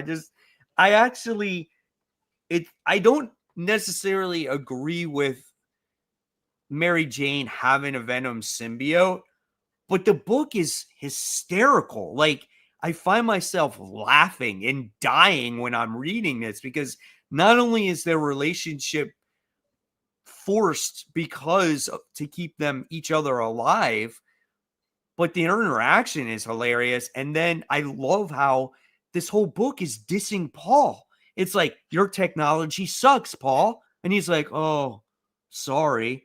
And she's like, I guess that's why we weren't intimate, was it? Because you're with Venom. And she's like, yeah, kind of. 3 crowds the room. I mean, I'm just like, oh my God, that's so funny. And then here comes Dylan walking in the freaking room as they're talking. And he's like, oh, you 3 are all together. Like, there were so many like funny moments in this book where I just find it hysterical.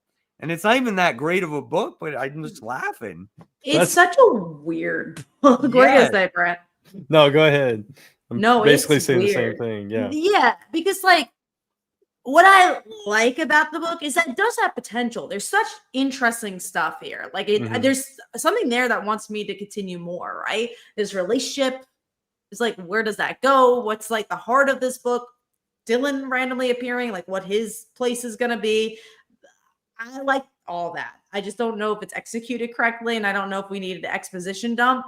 Not really sure, but it gives me enough to want to read more. I guess that's all you can ask for. The exposition dump, though, was a small way of telling them, well, this is what you didn't see on panel in that last miniseries of what happened. But like you said, it should have just been in that previous miniseries. Right, exactly. Yeah. It's so weird because it's like it would be so easy to hate on the book, but at the same time, like you all, I'm having fun with it. It's just the art's weird. Not bad either. Like it's like a decent book to look at. Yeah, the art's nice. I don't even like hate the explanation of why she's got the symbiote. Even if I don't like her having one, it makes sense in my brain. Is like, okay, I can accept that, and in this weird way. And it's especially because it's put a wedge in between her and Paul. It's like, okay, I think that's why you like it, right? Yeah, it's like it's preventing her from being Jackpot.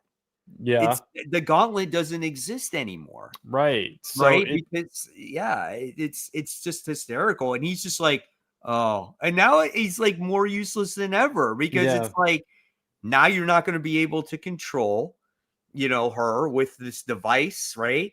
And now you can't even be intimate with her because it's just weird. It's just funny. If this whole series was just like an elaborate way to get rid of Paul, I am all for it. I'm down for it. Just bring it on. I'm happy. Let's go. What if it drives him crazy? Yeah, it could. It could turn him into, the evil version again. Well, it's like the sadness lantern from the sorrow, sorrow lantern. And just the comedy, like you said too, like Flash. Was it Flash? Yeah, it was Flash on the outside. I was like, I think we gotta fight. It's just like that's how we end the issue. It's like, I think I like that too. And I also like kind of want to see Flash and Mary Jane talk. Like I think there's like interesting stuff for that. We do have a question. Do you guys like the new Venom look? I like it. I think it works. Like I enjoy the new Venom look.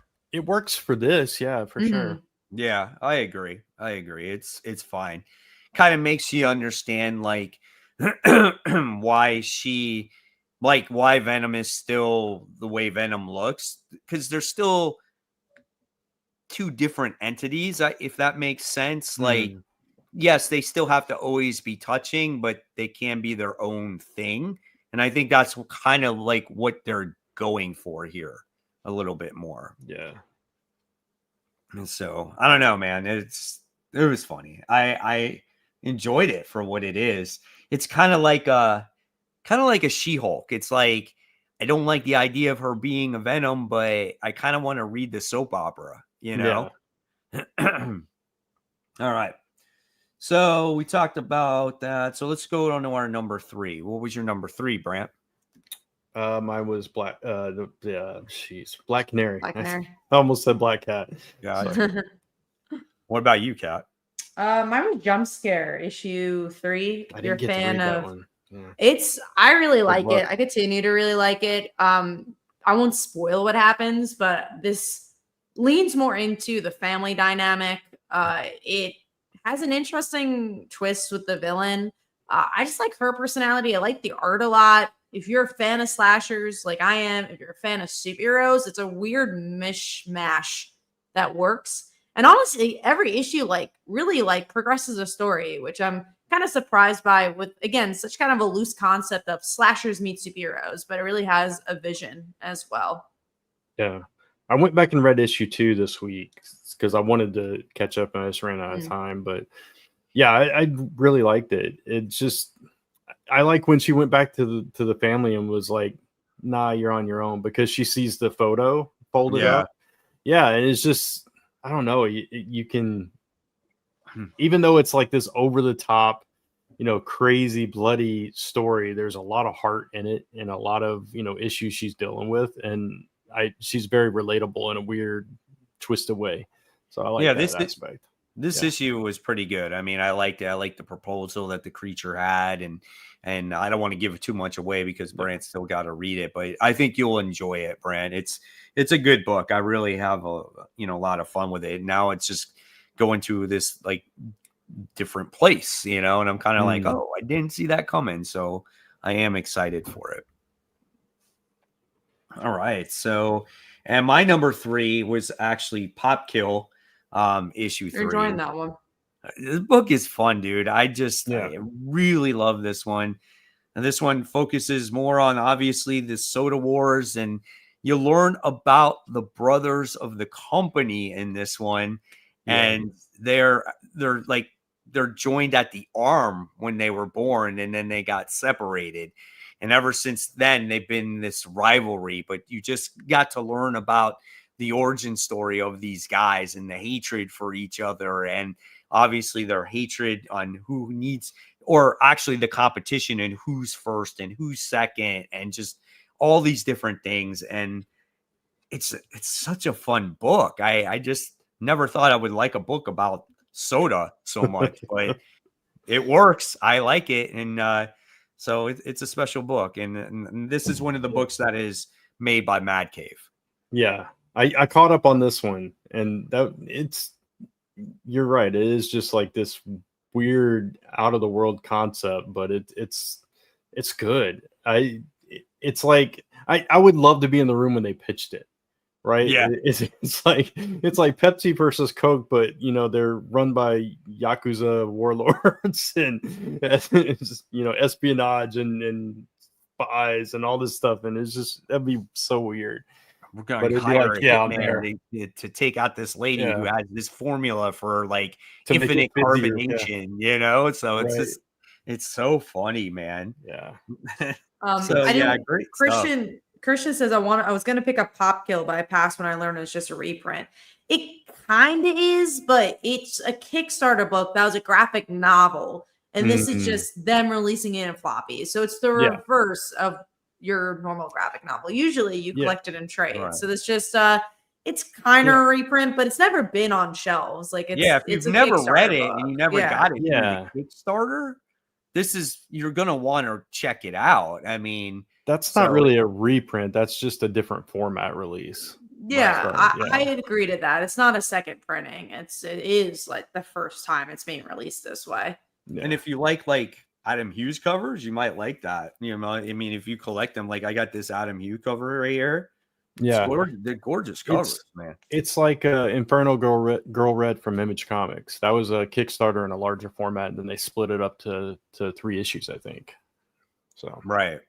So yeah, fun book. Really enjoy it. Looking forward to more. All right, so let's move on now to, let's talk about Batgirl issue 7. I dropped it. I'm done with it, and I'm just gonna have to be okay with it. I'll say this issue, I won't say will change your mind, because it's Lady Shiva's gone. But now she leaves a message to Batgirls, like, let me tell you about my past. So it's like a Lady Shiva issue, and it's not really a Cassandra issue. And I didn't quite like that. I want Cassandra, so I was a little disappointed by that. I agree that I would prefer Cassandra and the story centered around her, but I actually liked learning about her and her sister and all of that.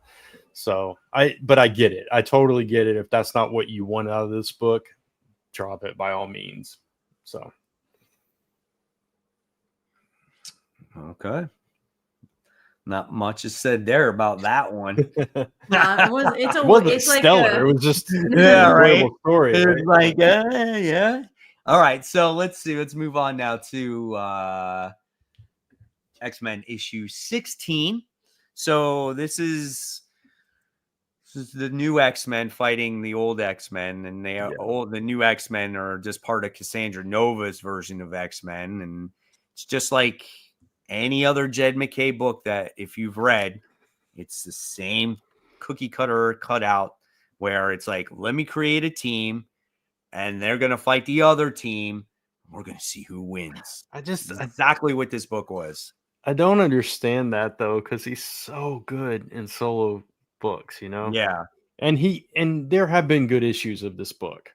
You know, there has. And I wouldn't say that this issue was bad. No. The action is cool. It's cool to see the artwork in here, right?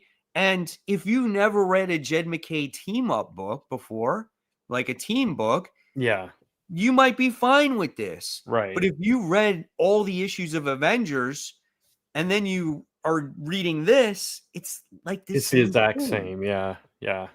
So it's I don't know why he does that. It's just weird. It's like, okay, we got a team. We got to put another team against them. We got to just have to fight it out all the time. And there's no depth to this book. Right. So, and then you finally get Magneto back, right?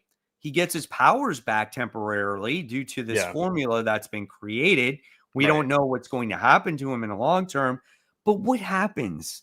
He does the same thing. Jed McKay says, we're going to put you in an abandoned Sentinel. You're going to be this big, gigantic kaiju monster fighting another kaiju monster. Yeah. So it's just matchup against matchup. It's the same thing. Yeah. So no, I agree. Nothing new there. All right. So let's move on. Let's go on to our number 2. Kat, number 2. Mine is Black Mary. We already talked about it. All right. Brant? Mine is Grommets. We already talked about it. Okay. Mine, believe it or not, was Venom. All for the fun with it. Just for the fun aspect of it. Not because even it's a good story. Yeah. Just I was entertained. And I guess if you can entertain somebody, hey, that's all good too, right? Yeah. All right. And then let's move on here. So let's talk about, we talked about Uncanny Valley. So let's move on to Birds of Prey, issue 21. What do you guys think? You know, it's a series that I'm enjoying. I like it. It reminds me a lot of what Batgirls was becoming in the end, where it's like, oh, finally it found its groove. And I feel the same way. Is it a book that'll blow your mind? No. But if you like this franchise, you like these characters hanging out with each other, it's good art. Big Barda becomes this like sentient type creature. So you're like, oh man, she's on a different side of the crew here. It's fun. It really depends on how much you like the franchise, though. I won't say this will turn you into a Birds of Prey fan, but I like it as a Birds of Prey fan. What I really liked about it was her calling all the Birds of Prey, like from all the different arcs, and just tell them it's like Code Black, whatever it was, and John Constantine. So everybody's getting involved, and it's culminating after all this build up. But yeah, like you said, it's very similar to Batgirls in that it took it a couple of arcs to really find its footing. And once it did, it's an enjoyable book, but it is like, if you don't love these characters and this concept, you're probably not going to, be on board with it. But if you do, you're really going to enjoy it. So that's kind of where I'm at too with you, Kat. So, but yeah, I liked it. I like, that they're fighting this, team that seems to have their number. So I'm curious to see where that goes. All right. Very cool. And then let's see. Then Brant and I read Ultimate Wolverine, issue 5. What'd you think, Brant? I want to hear your thoughts on this. I definitely liked it better than issue 4. I would say I did like it better than issue 4. Yeah. So what I did like about this issue was that it was revisiting, something that we see all the time in the 616, which is Sabretooth and Wolverine. And we get our introduction to him, and, they fight. So that's basically all this issue is, Sabretooth versus Wolverine. And now he's going to be taken back to the people that know who he is. So I think that's interesting. We also got introduced to Artie and Leech in this issue, which I was not expecting to see them, because I haven't seen them forever in any version of Marvel. But beyond that, it's like, where did that come from? Why is he there? Unless he went there purposely because of that flashback where he said, if they ever turn me into a puppet, kill me.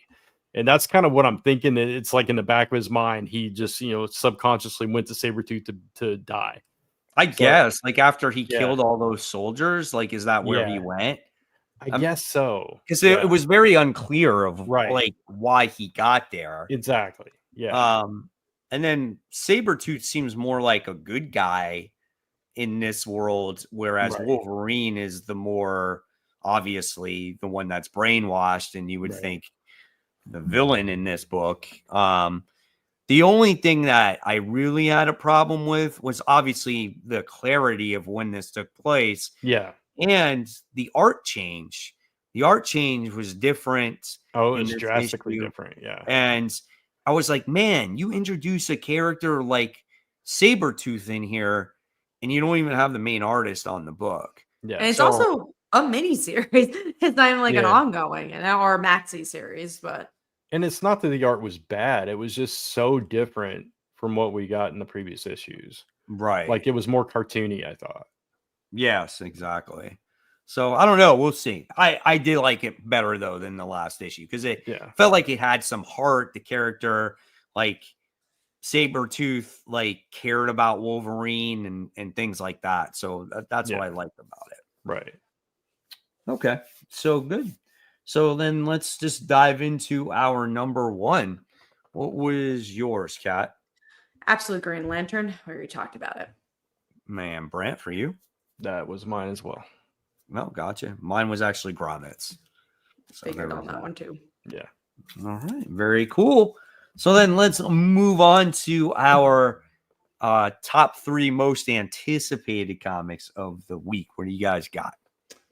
Yeah. So my list is very heavily pulled from your all's list. So we'll dive into that. So obviously, Invincible Universe Battle Beast, Kat and I both have that one. That is on all of our radar. We talked about it. Yeah, go ahead. The creative team is there's creative teams returning. I was telling this to Mike. It's so hard to also decipher where it's going to be though, like on my list, because I have not been following the cartoon. I don't remember this character very well, but it's just the idea of Ryan Otley and Robert Kirkman being back. But like, would I rather a Mark and Adam Eve book?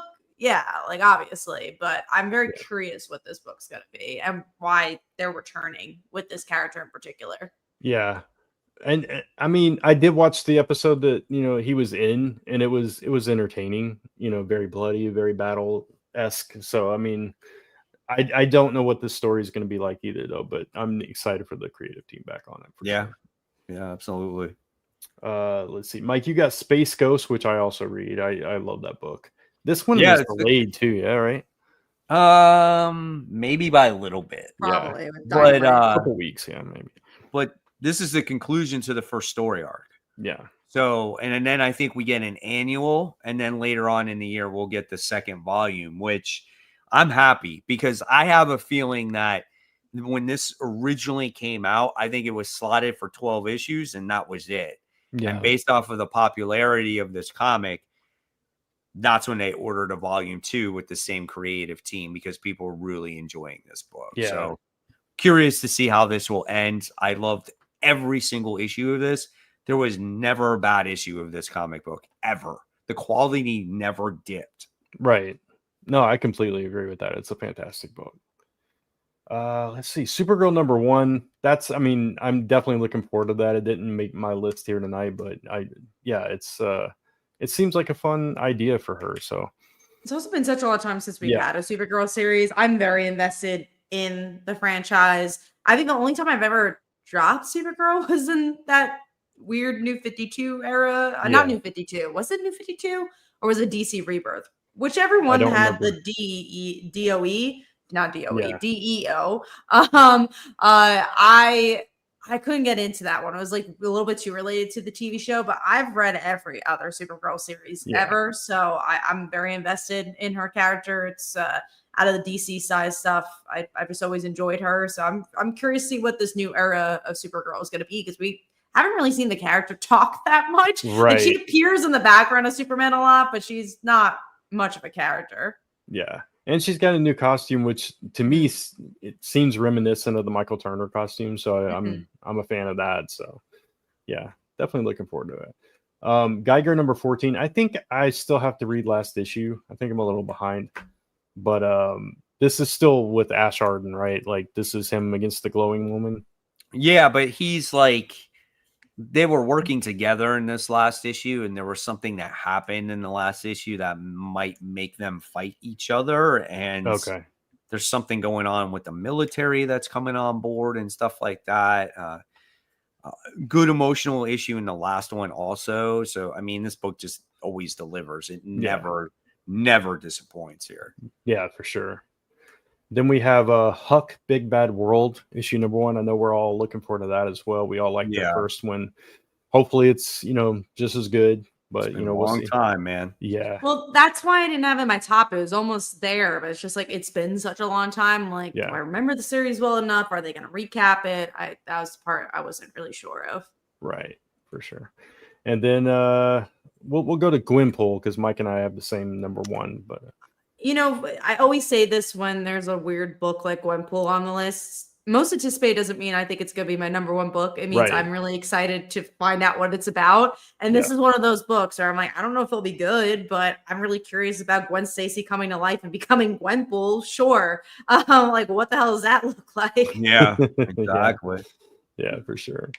And then Mike and I have Transformers number 20, which is supposed to have a bunch of first appearances for Transformers and G.I. Joe characters in this issue. So looking forward to that. I mean, there's never, every time this comes out, it's always my number 1, no matter how many times I read it, just because I'm enjoying the ride while it's around. I don't know how long the quality is going to be like this. We don't know who the next writer is going to be, when it's going to return, if it takes a hiatus. So, like, I'm just trying to enjoy each and every issue that it comes out. And I'm not sure if you read the Free Comic Book Day. Oh, you didn't, Brant. But the Free Comic Book Day issue was freaking great. Yeah. It was Clutch and Hound were in that issue together. Nice. So really, I didn't know anything where I read that issue and I forgot what their names were. And I thought you were using like a new Gen Z. Oh, I probably did. I thought you were using new like slang, like Gen Z slang. Just I was like, it was so name. I was like, whoa, Mike. It's like, yeah, he's Clutch, yo. That's what I thought you were saying. His name is Clutch. Yeah, Clutch and Hound. Yeah. Yeah. He sound waved to me. I Decepticon. Hound's an Autobot. Clutch is a G.I. Joe. Oh, God. You goddamn mid-90s kid. That was when you were born. No, I don't. Transformers did not hit my generation at all. I don't know. I know one person in my era I've ever met who's like, I love Transformers. Transformers did make many attempts to come back. My brother was really into Beast Wars, and he's around your age, Kat. He was born in 92. And Beast Wars was huge when he was a kid. He had a bunch of the toys and stuff like that. So yeah, they had Generation 1 and they had Generation 2, which basically was just re-releases of the original Transformers. Yeah. And then there was a lull, and then came out with Beast Wars. Yeah. And Beast Wars was pretty popular. Yeah. But then from there on out, I don't think it was very popular until the movies came out. Yeah, because that was so different. Like you're watching Shia LaBeouf in those movies that there weren't, they tried to capitalize on the Beast Wars by changing to Beast Machines, and then they did, Armada, different stuff like that throughout the years, and nothing quite hit like the others, but anyway, that's it. That's all our anticipated. So there you guys have it. We got it just under 2 hours, which is good. A long one this week, but 12:22, and I gotta go to bed. yes. But this was a fun show. Just real quick for next week, I will definitely not be on. So just letting you guys know, I won't be on the show next week. Yeah. And one more announcement. We have only 2 more weeks until this season concludes, because I got my tennis summer camp and I'm not staying up till 12:30 in the morning to do the show because I got to be at camp at like 7:30. So we will be doing 1 show a month during the summer, though, sometime during June, which we talked about, Kat and I off air. Yeah. 1 in July, and then we'll return back in like August when school gets back in session. And as you guessed, for July, it'll be the week after San Diego Comic-Con, because we'll talk about that. Yeah. But that schedule has worked for us in the past. We've tried many other summers where we're like, we're going to do it on a weekly basis and we're just going to wing it, and never worked. We all are super busy during the summer, so this just makes more sense, and it's more consistent for you guys too, so you're not being left hanging, and you'll still get the once a month conversations. And then after August we'll be back. But I feel bad I have to miss next week, but I'm going to a Las Vegas licensing expo event, so I just won't be able to go, but I'm glad I'll be on for the last show of the season. Perfect. All right, guys, well, thank you so much for joining us. Thank you, Brant, Kat, for being here also. It's another great show. And guys, remember, before you leave, give this show a thumbs up. It definitely helps, that algorithm out there. And if you haven't subscribed to my channel, Comic Book Corner 2.0, Kat's channel, Cat Comic Uno, or Brant's channel, Only Good Comics, then, you got to do it. You got to check out their shows. All right. And especially during the summer hiatus, you got to know what's going on. You can catch up on all our videos because we've all been around for like 20 years. We have lots of content you guys can watch. Like, trust us. So, but there you guys have it. Have a great new comic book day. Enjoy those new Battle Beast comics. Hopefully you get all those blind bags, and happy new comic book day, guys. Good night, everybody.